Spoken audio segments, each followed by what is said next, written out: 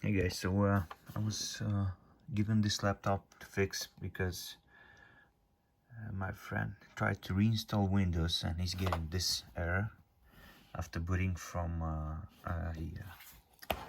flash drive. And I tried mine and it's doing the same thing. So he thought that maybe it's the laptop is broken or something. But actually the problem is not in the laptop.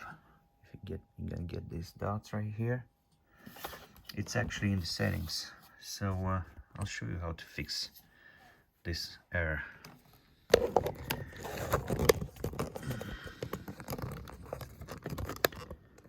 So you restart your computer.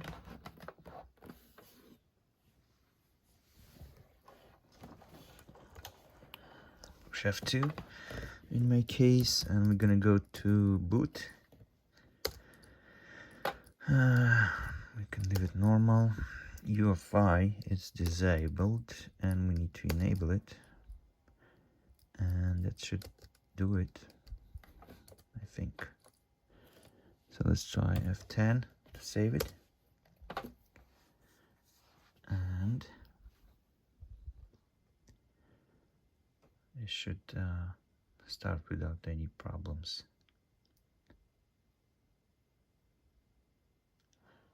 And you can see it's working.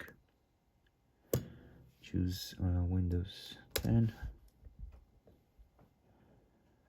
If you don't know how to do a bootable USB, just check my video where you can do it like in 10 minutes or 15 minutes. You can create a bootable Windows 10 USB. So yeah, that's how you fix it. Works from the first try. Peace.